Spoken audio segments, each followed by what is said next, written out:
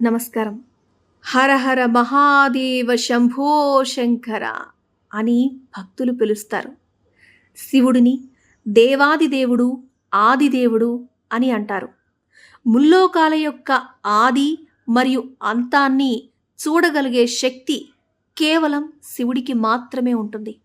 ఈ ప్రపంచంలోని అన్ని అతీంద్రియ శక్తులు అతని అధీనంలో ఉంటాయి. అయితే శివుడు ఎలా జన్మించి ఉంటాడు అనే సందేహం మీకు ఒక్కసారైనా వచ్చి ఉంటుంది. దాంతోపాటు అతని తల్లి ఎవరు, మరియు అతని తండ్రి పేరేమిటి, ఎక్కడ చదువుకున్నాడు, అతని గురువు పేరేంటి, అలా కాకపోతే శివుడు ఎవరికి గురువు, అతని శిష్యులు ఎవరు. కాబట్టి ఈ విషయాలన్నింటితోటి ఇంకా మరెన్నో ప్రశ్నలకు సమాధానాలను ఈ వీడియోలో మనం తెలుసుకుందాం. శివుడి జన్మకు సంబంధించి శివపురాణం ప్రకారంగా శివుణ్ణి స్వయంభూ అని అంటారు.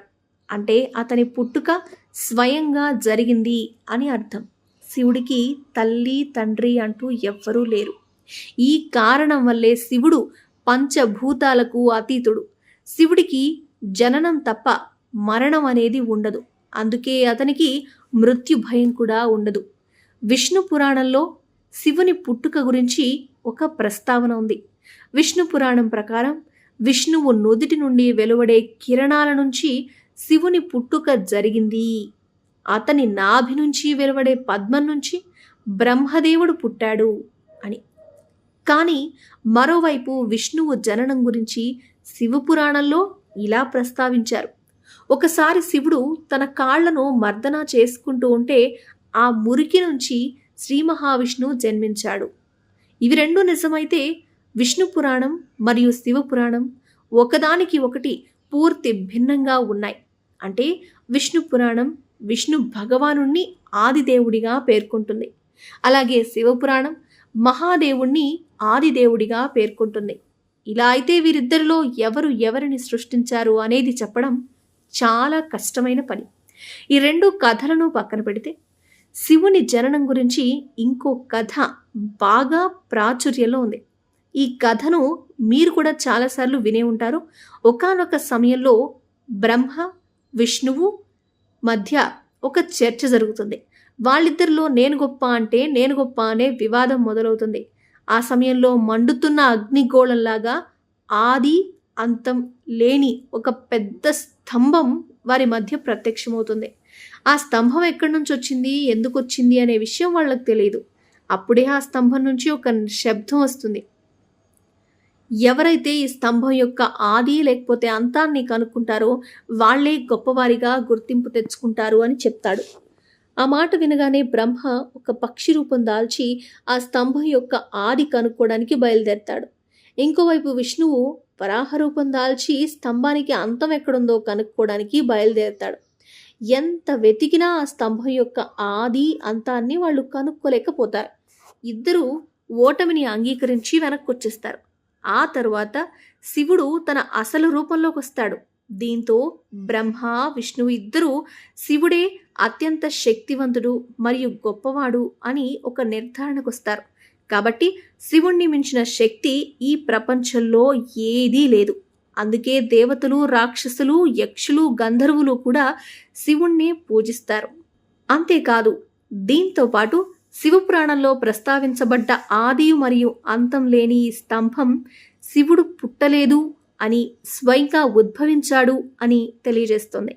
ఈ కారణం వల్లే శివుణ్ణి స్వయంభూ అని అంటారు. ఇప్పుడు మనం శివుడికి సంబంధించి అత్యంత ప్రసిద్ధి చెందిన ఒక అంశం గురించి మాట్లాడుకుందాం. ఒక కథ ప్రకారం బ్రహ్మదేవుడు శివుడికి తండ్రి అని అంటూ ఉంటారు. ఈ కథను నిజమని నమ్మేవారు చాలామందే ఉన్నారు. శివుడు బ్రహ్మదేవుడి పుత్రుడిగా ఎలా మారాడో దానికి సంబంధించి విష్ణు పురాణంలో కూడా ఒక కథ ఉంటుంది. భూమి, ఆకాశం, పాతాళం మరియు ఈ పూర్తి బ్రహ్మాండం అంతా కూడా నీటిలో మునిగిపోయి ఉన్నప్పుడు విష్ణువు తప్ప మరే ఇతర ప్రాణి ఈ లోకంలో జీవించలేనేలేదు. అప్పుడు విష్ణువు ఒక్కడే తన శేష తల్పం మీద పడుకొని నీటి మీద తేలుతూ ఉన్నాడు. ఆ తరువాత అతని నాభి నుంచి బ్రహ్మదేవుడు జన్మించాడు.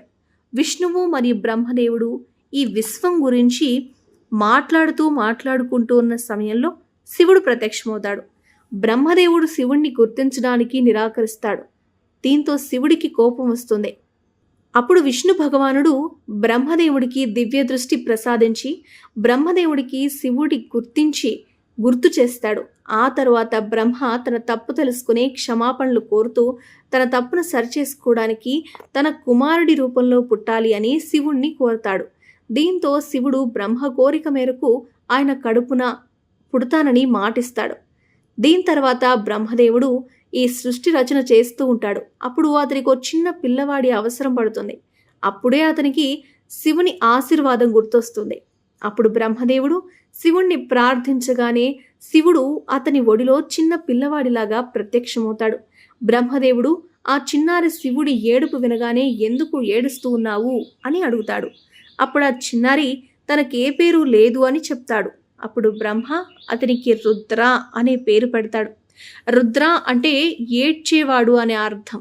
ఆ తర్వాత కూడా శివుడు ఏడుపు ఆపలేదు. దీంతో బ్రహ్మ వేరే పేరు పెడతాడు.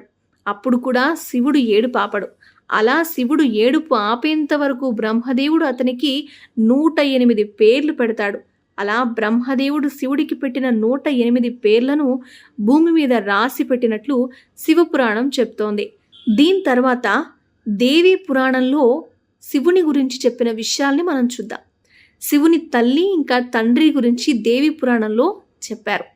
అయితే దేవి పురాణం ఏం చెప్తోంది అంటే, దేవి పురాణం ప్రకారం ఒకానొక సమయంలో నారద మహర్షి అతని తండ్రి బ్రహ్మదేవుడితో ఈ విశ్వాన్ని ఎవరు సృష్టించారు, అలాగే మహాదేవుడు విష్ణు భగవానుడు మరియు నీ యొక్క తల్లిదండ్రులు ఎవరు అని అడుగుతాడు.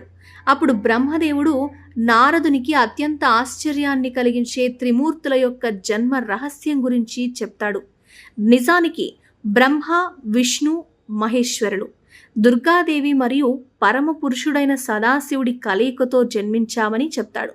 అంటే ప్రకృతి రూపంలో ఉన్న దుర్గాదేవే మా ముగ్గురికి తల్లి, పరమ పురుషుడైన కాల సదాశివుడు మా తండ్రి అని అంటాడు. అలాగే పరమ పురుషుడైన మా తండ్రి సదాశివుడు ఈ ప్రపంచాన్ని సృష్టించే బాధ్యత నాకు అప్పగించాడు. ఈ సృష్టిని నడిపించే బాధ్యత విష్ణుదేవుడికిచ్చాడు. అలాగే ప్రపంచంలో ఏ వస్తువునైనా సృష్టించి నాశనం చేసే బాధ్యతను, అంటే పరిస్థితిని బట్టి 2 విధులు నిర్వహించే బాధ్యత శివుడికి అప్పగించాడు. మా తండ్రి సదాశివుడికి ఈశాన తత్పురుష, వామదేవ, అఘోర మరియు సత్యోజాత అనే 5 ముఖాలున్నాయి. ఒక ముఖం నుంచి అకారం, 2వ ముఖం నుంచి ఉకారం, 3వ ముఖం నుంచి మకారం, 4వ ముఖం నుంచి బిందువు మరియు 5వ ముఖం నుంచి నాదం అంటే శబ్దం ఉద్భవించాయి. ఈ 5 ముఖాల నుంచి ఉద్భవించిన ఈ శబ్దాలను కలిపి పలికితే ఓం అనే పదం ఏర్పడుతుంది. ఈ ఓం అనే పదం మా తండ్రి సదాశివుణ్ణి సూచిస్తుంది. మా తండ్రి సదాశివుణ్ణి మించిన శక్తి ఈ ప్రపంచంలో ఏదీ లేదు. అందుకే త్రిమూర్తులమైన మేము ఎప్పుడూ ఓంకార నామాన్నే స్మరిస్తూ ఉంటామంటాడు. అయితే ఇక్కడ మనం గమనించాల్సిన విషయం ఏమిటంటే, హిందూ మతంలో ప్రజలు సాధారణంగా సదాశివుడి కంటే శివుణ్ణి ఎక్కువగా పూజిస్తారు.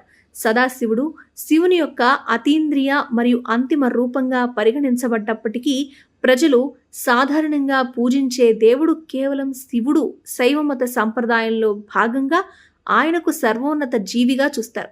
ఇది విన్న నారదుడి మేధస్సు చలించిపోయి తండ్రి బ్రహ్మదేవుడికి నమస్కరించి అక్కడి నుంచి సెలవు తీసుకుంటాడు.